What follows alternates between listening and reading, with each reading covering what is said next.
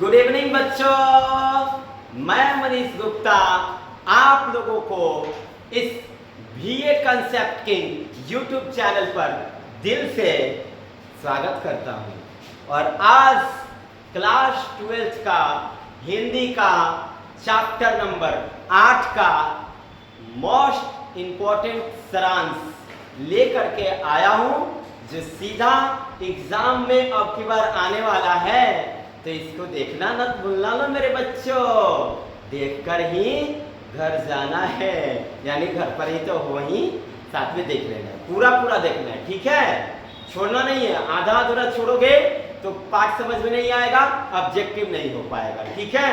बड़े अच्छे ढंग से इसको बनाया गया है, ठीक है? तो चलिए इस सेशन को शुरुआत करते हैं। लेकिन सेशन को शुरू करने से पहले आपका भाई हमेशा से आप लोगों से कुछ न कुछ आग्रह विनती रिक्वेस्ट करते रहा है। अगर आप लोग इस YouTube चैनल पर नए हैं तो चैनल को जरूर सब्सक्राइब करें और वीडियो अच्छा लगे तो लाइक जरूर करें और कमेंट करके बताएं कि आप लोगों को ये वीडियो कैसे लगा। और सेशन को शेयर जरूर करना है ताकि आपको भी फायदा हो और आपके दोस्तों को भी फायदा हो। तो शुरू करें सेशन को, बोलो हाँ कि ना? यस। तो चलिए काफी नए अंदाज में नए तरीके से पूरी एनर्जी के साथ इस सेशन को होगी शुरुआत। तैयार हो? चलो तो देख लो इस थंबनेल पर सिपाही की माँ। सिपाही की माँ मतलब चैप्टर तो काफी इंटरेस्टिंग लगता है गुरुजी। सिपाही की माँ का सारांश आज है उपस्थित और हमारे लेखक महोदय जी को एक बार सतत मैं नमस्कार करूंगा, जिनका नाम है मोहन राकेश जी। और ये 12th का हिंदी है, चैप्टर 8 है ना, गदखंड है। शुरू करते हैं। तो धीरे धीरे से मेरी जिंदगी में आना, धीरे से मेरे दिल को चुराना, अभी तो बाकी है मेरे बच्चों इस पाठ में, अब तो शुरू हो गया पाठ बड़ी अच्छे ढंग से। तो सिपाही की माँ पाठ का लेखक परिचय पहले बताया जाएगा। तो चलिए लेखक परिचय। प्यारे से हमारे प्रिय कवि मोहन राकेश जी हैं। सिपाही की माँ पाठ के लेखक कौन है? तो सिपाही की माँ पाठ के लेखक मोहन राकेश जी हैं। और मोहन राकेश जी का जन्म 5 जनवरी 1925 को हुआ था और निधन 3 दिसंबर 1972 को हुआ था। मोहन राकेश जी का जन्म 5 जनवरी 1925 और निधन 3 दिसंबर 1972, ठीक है? एक ट्रिक बताऊं, 50 25 24 जाए 72, देखिए ट्रिक कट जाएगा ना तो समझ जाएगा लोग। 5 जनवरी 1925 अंत में 5 आना चाहिए कटाने पर, अंत में 24 आना चाहिए कटाने पर। देखिए ट्रिक, मजा आया ना? 5 जनवरी 1925 को जन्म और 3 दिसंबर 1972 को निधन। चलिए तो शुरू होता है इस हमारे प्यारे से कवि जी का निवास स्थान। तो भैया जी हमारे महान कवि जी मोहन राकेश जी, ये इनका जो निवास स्थान है वो अमृतसर पंजाब है भैया जी। आगे मोहन राकेश जी के पिताजी का नाम, उस महान पिता को सत सत नमन, क्योंकि वे पिता महान थे जो ऐसे पुत्र पैदा किए। क्या गर्व की बात है। मोहन राकेश जी के पिताजी का नाम करमचंद गुगलानी और माता जी का नाम बच्चन कौर है, ठीक है बच्चों? मेरे प्यारे रसगुल्लों, समझ में आया? माता जी का नाम क्या है? बच्चन कौर, पिताजी का नाम करमचंद गुगलानी, निवास स्थान अमृतसर पंजाब, जन्म 5 जनवरी 1925, निधन 3 दिसंबर 1972। और मोहन राकेश नई कहानी आंदोलन के प्रमुख हस्ताक्षर थे। नई कहानी आंदोलन के प्रमुख हस्ताक्षर कौन थे मेरे लाडलो? तो नई कहानी के प्रमुख हस्ताक्षर मोहन राकेश जी थे। वे 20वीं सदी के उत्तरवर्ती युग के प्रमुख कथाकार एवं नाटककार थे। अच्छा, मोहन राकेश जी कथा भी कहते हैं, मोहन राकेश जी नाटक भी कहते हैं, मतलब नाटक लिखते हैं, सब कहते नहीं है, लिखते हैं। ठीक है, ये कथाकार भी है, नाटककार भी है। ठीक है, अब आप लोग से क्वेश्चन पूछूं, बताइए मोहन राकेश जी का जन्म कब हुआ? तो आप कहोगे 5 जनवरी, फरवरी, मार्च और अप्रैल, मई और जून, जुलाई। माँ मेरी सर काम करे और बीबी ले अंगड़ाई। अब बता दो कौन सही है? तो आप कहोगे गुरुजी 5 जनवरी 1925। और निधन कब हुआ? 3 दिसंबर 1972। और निवास स्थान अमृतसर, पंजाब। और पिताजी का नाम करमचंद गुगलानी और माताजी का नाम बच्चनपुर। ठीक है, कौन सी सदी का है?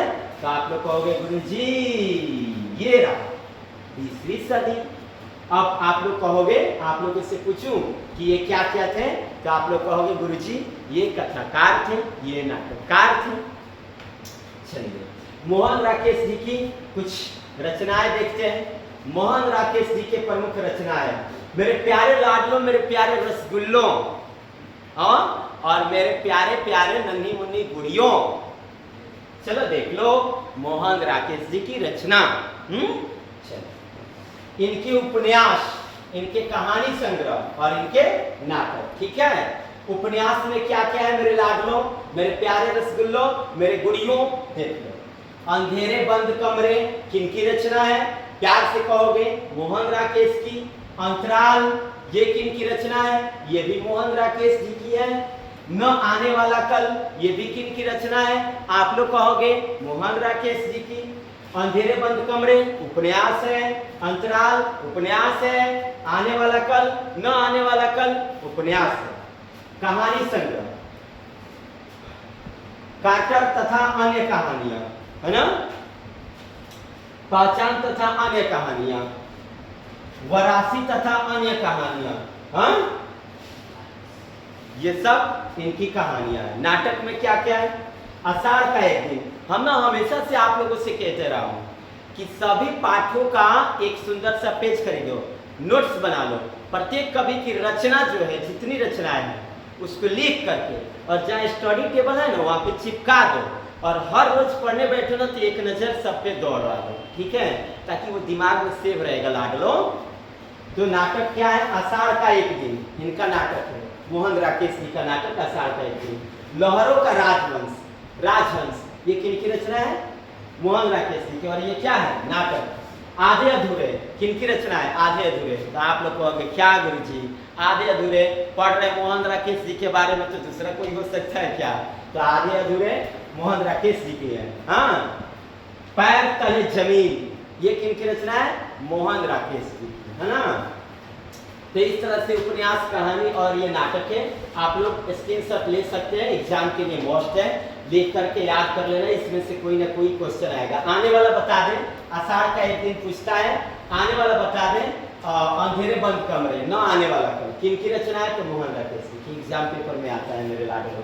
ठीक है, विद्या भी पूछता है, और इस पाठ के लेखक कौन है वो भी पूछता है, रचना किनकी है ये भी पूछता है। ठीक है, अब चलिए शुरुआत करते हैं इस सारांश को नए तरीके से, नए अंदाज में, उस माँ और बेटे की एक जबरदस्त कहानी आज मनीष गुप्ता की जुबानी।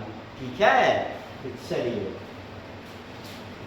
तो पाठ को शुरू होने से पहले आज अच्छा वाला लेकर के आया हूं। अच्छा वाला है, हाँ, जरूर सुनना है। क्या है अच्छा वाला में? ध्यान से देखना है मेरे बच्चों। जिसमें माँ का प्यार ना हो, जिसमें माँ का प्यार ना हो वो कोई सुहर्रत नहीं है। जिसमें माँ का प्यार ना हो वो कोई सुहर्रत नहीं है। दुनिया में माँ से बड़ा कोई दौलत नहीं है। दुनिया में माँ से बड़ा कोई दौलत नहीं है। ये सारी कायनात चलती है तो सिर्फ और सिर्फ माँ से ही तो चलती है। तो आज उस माँ की एक बेटे के प्रति जो प्रेम होता है उस प्रेम को इस पाठ में हम देखेंगे कि किस प्रकार एक माँ अपने बेटे के लिए कितना तड़पती है, कितना रात दिन उसके लिए सोचती है। आइए ना इस टॉपिक को शुरू करते हैं।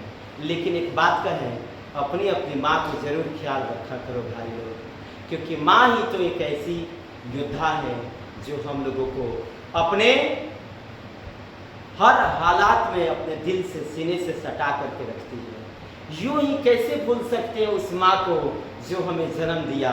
वो माँ हमारी सब कुछ है, जिसने रात दिन हमें खिला पिला करके बड़ा किया, कैसे भूल जाए। तो चलिए ना इस सेशन को शुरू करते हैं। तो मेरे लाडलों तैयार हो जाओ, सिपाही की माँ का इस जबरदस्त सारांश में यस शुरू होगा नए अंदाज में, नए तरीके से इस बीए कंसेप्ट की यूट्यूब चैनल पर। सिपाही की माँ, ध्यान देना बच्चों, मेरे नन्हे मुन्ने बच्चों, मेरे प्यारे प्यारे रसगुल्लों, ध्यान देना है।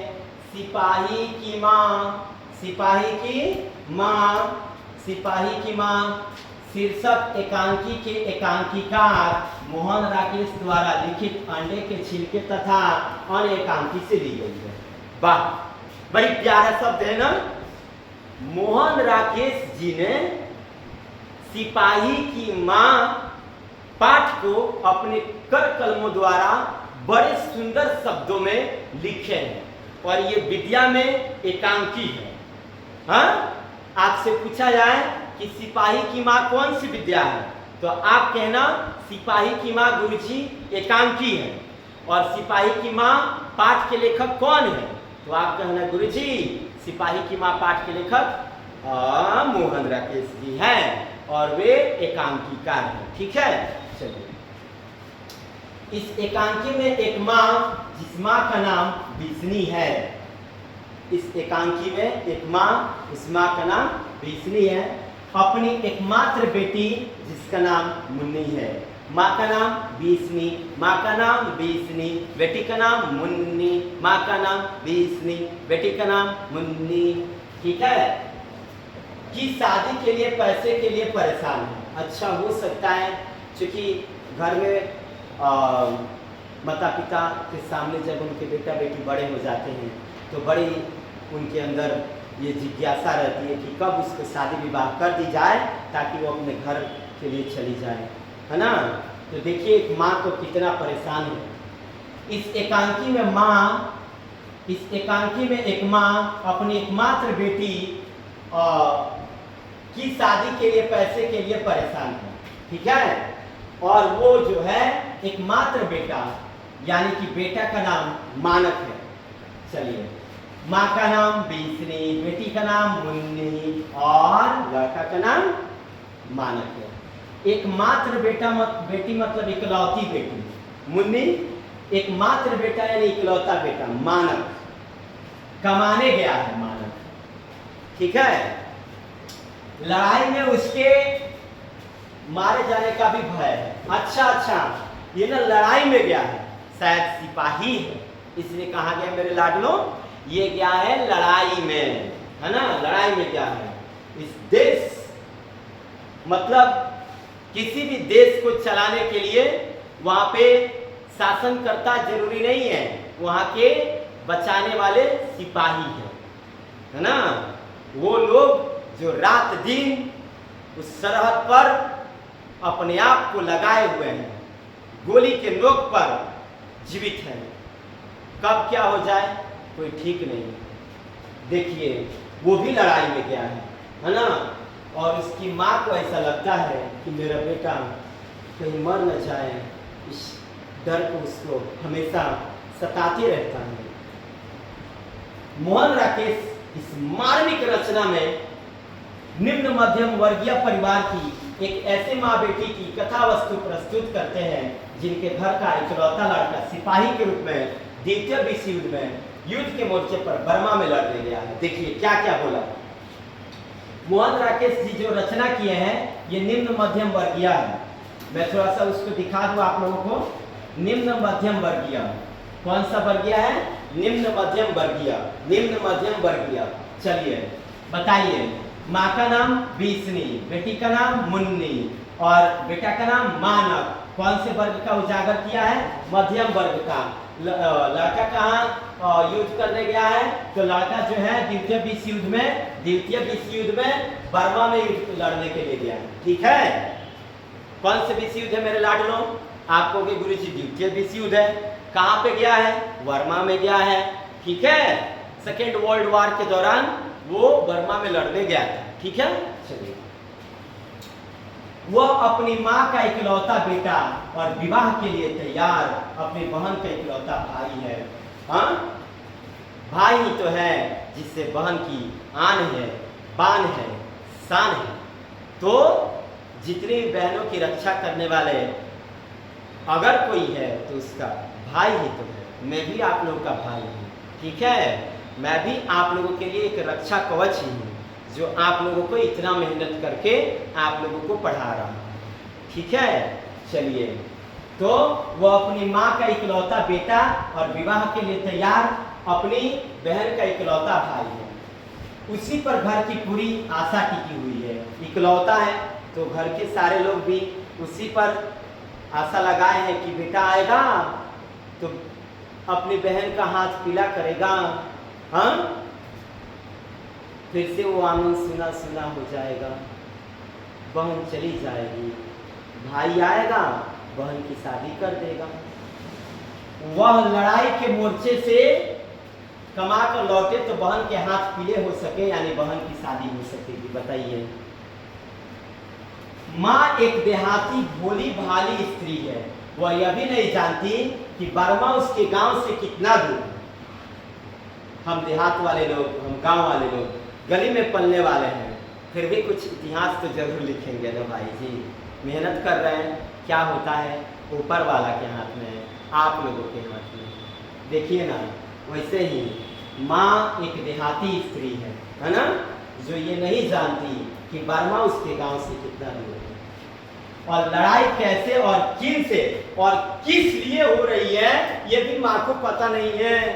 माँ को पता नहीं है कि लड़ाई किन से हो रही है, क्यों हो रही है और किस लिए हो रही है। बताइए, अब देखिए ना, उसका अंजाम ऐसा भी हो सकता है कि सब कुछ खत्म हो जाए, वह सोच भी नहीं सकती, लेकिन माँ को अपने बेटे की चिट्ठी का इंतजार दिन रात रहता है। हाँ, चिट्ठी आई है, चिट्ठी आई है, बड़े दिनों के बाद हम वतनों की याद, वतन से चिट्ठी आई है। तो माँ को भी अपने बेटे की चिट्ठी का इंतजार रहता है। उसको भी लगता है कि उसका बेटा जरूर चिट्ठी लिखेगा, और चिट्ठी लिखेगा ना तो माँ का दिल को सुकून मिलेगा तो उसका बेटा जीवित है। तो माँ, जब आप सुबह में कहीं निकलो और शाम को ना लौटो ना, तो उस माँ को कहीं भी मन नहीं लगता। वो ना सिर्फ और सिर्फ अपने बेटे को देख करके मन भर लेती है, उसका सारा भूख प्यास मिट जाता है। इस दुनिया में अगर कोई सबसे ज़्यादा प्यार करने वाला है तो ये महबूबा नहीं, हमारी महबूबा पता है कौन है? अरे भैया, हमारी महबूबा हमारी माँ है। देखिए ना यहाँ, हाँ, आगे चलते हैं, आगे क्या होता है मेरे प्यारे लाडलो। अभी ये तो शुरुआत है, आगे देखते जाओ क्या क्या होता है। लेकिन माँ को बेटा का चिट्ठी भी प्राप्त नहीं होता। ओहो, माँ दिल छछनी हो जाता है उसका, कब लिखेगा चिट्ठी तू? क्यों नहीं अपने माँ को दिल को समझता? लिख देना चिट्ठी मेरे लाड में, लिख देना।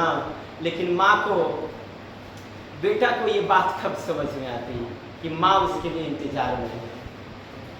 सपने में बिस्नी को मानक दिखाई देता है। अच्छा, बिस्नी सोई हुई है, उसको लगता है कि मेरा मानक आया है। वह उससे बातचीत करती है, वो बुरी तरह से घायल है, ऐसा लगता है कि उसको गोली वगैरह लग गया है, और बताता है कि दुश्मन उसके पीछे लगा है। अच्छा, उसको मारने के लिए दुश्मन पीछे पड़ गए हैं। बिस्नी उसे लेटने के लिए कहती है। देख लो माँ का दिल कैसे समझाओगे मेरे बच्चों। देखो गोली लगा है, सपने में सारा प्रोसेस हो रहा है, लेकिन फिर भी कहती है आजा मेरे लाडले, सो जा माँ की गोद में। देख रहे हो, और पानी मांगता है। तभी वहां एक सिपाही आता है, और तभी वहां पे एक सिपाही आता है और वह उसे मरा हुआ बताता है। कहता है ये बुढ़िया, ये तेरा बेटा मर गया है। लेकिन ये बात सुनकर के बिस्नी सहम जाती है। लेकिन तभी मानक कहता है मैं मरा नहीं हूं, मैं मरा नहीं हूं। वह सिपाही मानक को मारने की बात कहता है। सिपाही कहता है मैं तुमको मार दूंगा। लेकिन बिस्नी कहती है मैं इसकी माँ हूं, मैं तुम्हारी पैर पड़ती हूँ, मत मारो ना। क्या किया है मेरे बच्चे ने, एकदम भोला भाला है। अब देखो ना, उसकी माँ हूं और इससे मरने नहीं दूंगी। सिपाही मानव को बहसी तथा खूनी बताता है। सिपाही कहता है तू इसकी माँ हो और ये तेरा बेटा खूनी है, बहसी है, ये युद्ध में कितनों की जान ले लिया है, इसे मैं आज नहीं छोड़ूंगा। लेकिन बिस्नी उसकी बात को नकार देती है। वह कहती है कि यह बुरी तरह घायल है और इसकी किसी से कोई दुश्मनी नहीं है। मेरे बच्चे, तू भी तो किसी की बेटा होगा ना, बताओ मेरे बच्चे। वो सिपाही कहता है हाँ मैं भी किसी का बेटा हूँ, लेकिन ये हम लोगों के सैनिकों का जान लिया है, मैं भी इसका जान लूंगा। खून का खून का बदला खून, ऐसा कहता है। मैं इसको बोटी बोटी काट कर चील कौवे को खिला दूंगा। लेकिन मां पैर पड़ जाती है, कहती है नहीं बच्चे, देखो ना, इसलिए तू इसे मारने की विचार त्याग दे। वो कहती है, कौन कहती है? मां। जवाब में सिपाही कहता है अगर मैं इसे नहीं मारूंगा तो यह मुझे मार देगा। बिस्नी विश्वास दिलाती हुई कहती है यह तुझे नहीं मारेगा। तभी मानक खड़ा हो जाता है और उस सिपाही को मारने की बात कहता है। मानक खड़ा हो जाता है और कहता है सिपाही मैं तुमको मार दूंगा। बिस्नी उसे समझाती है। बिस्नी कई बार अपने बेटे को समझाती है, लेकिन वह नहीं मानता है। बिस्नी कई बार अपने बेटे को समझाती है, लेकिन वह नहीं मानता है और उसकी गोटी गोटी करने की बात करता है ना। यह सुन बिस्नी चिल्लाकर बैठती है। वो जोर जोर से मानक मानक बेटा मानक कहती उठ बैठती है। उसकी आवाज सुनकर मुन्नी आती है। माँ की स्थिति देखकर वो कहती है तुम रोज भैया के सपने देखती हो माँ, जबकि मैंने तुमसे कहा था कि भैया जल्दी ही आ जाएगा। माँ तुम हमेशा भैया को सपने में याद करती हो, हमेशा चीखती हो चिल्लाती हो, भैया जल्दी आ जाएगा। फिर वो अपनी माँ से गले लग जाती है। बिस्नी उसका माथा चूमकर उसे सो जाने के लिए कहती है और मन ही मन कुछ गुनगुनाने लगती है ना। और पता है बिस्नी ना मुन्नी है, वो चिट्ठी आने का पता है किस दिन अनुमान लगाती थी। वो दिन कौन सा था? मंगलवार। मंगलवार को भैया का चिट्ठी आएगा, अगले मंगलवार को आएगा, अगले मंगलवार को आएगा, ऐसा अनुमान लगाता था लोग। अच्छा इसमें ना इंटरेस्टिंग बहुत ज़्यादा बातें हैं, लेकिन ये सारी बातें जो है महत्वपूर्ण है।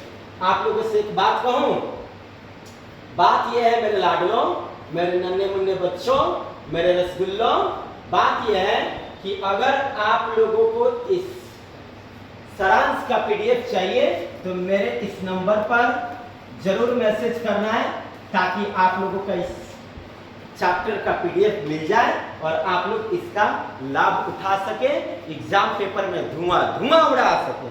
ठीक है, और मिलते हैं इस चैप्टर के ऑब्जेक्टिव के लिए नेक्स्ट वीडियो में। इसी तरह से आप लोगों को बने रहना है और प्यार दिखाना है। वीडियो अच्छा लगा हो तो लाइक करें, चैनल को सब्सक्राइब करें और कमेंट करना ना भूलें और शेयर ज़्यादा से ज़्यादा मात्रा में करें। लेकिन मेरे लाडलों एक और बात है, इस वीडियो को जरूर ही देखना है।